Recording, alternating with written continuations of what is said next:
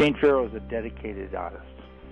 His career spans 30 plus years, and you can follow his interests. You can follow what he cares about.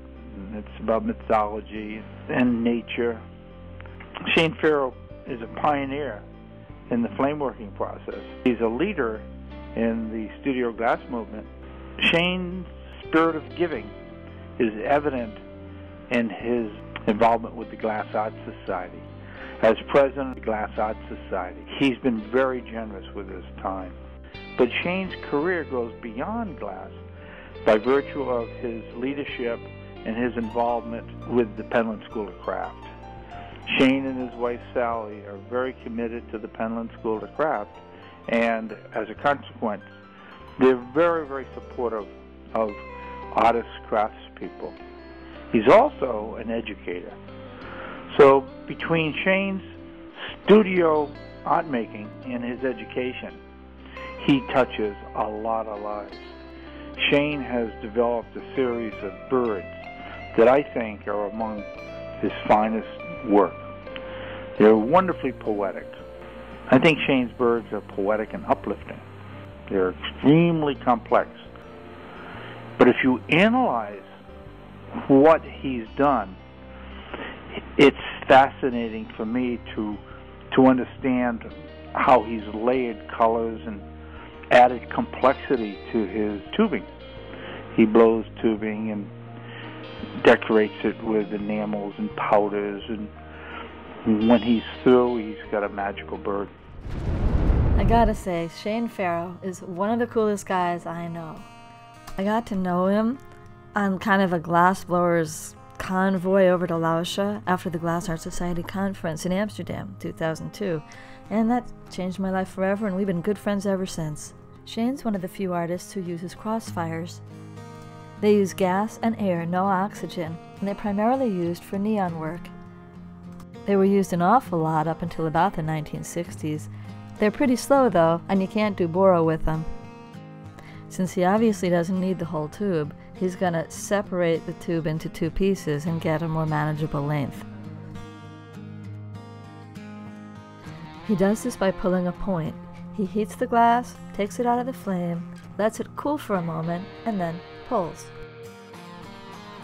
Now he flame cuts to separate it from the larger piece.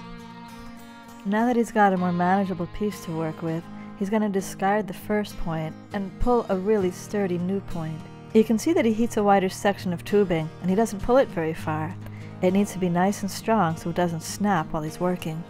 Hey, who said you could have fun? This is serious teaching going on here. It's time to flame cut and burn off the first point. Then throw it out. When you flame cut, you close off the end of the tubing, and if you want to ever be able to blow into it, you better open it up, which is what Shane does now. Since Shane still has more tubing than he needs to make his finch, he's going to pull out a second point and get just the right length of tubing to work with.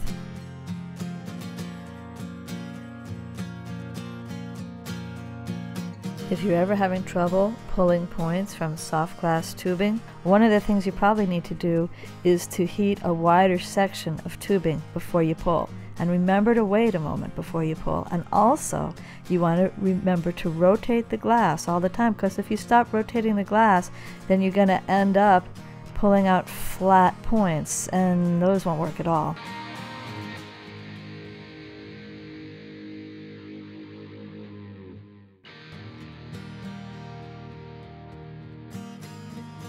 Okay, I pulled the point now.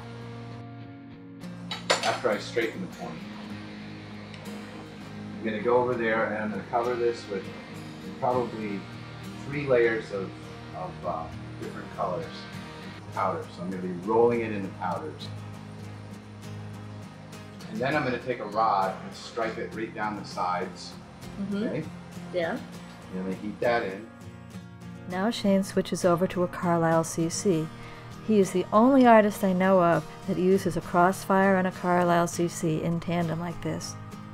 He's got to keep that tubing hot. Every so often he puffs gently to begin to expand the glass. As long as the tubing's hot enough, the powder will stick, and then he reheats it and melts it in every single time. It's really important to do numerous coats in order to get that color to be good and solid.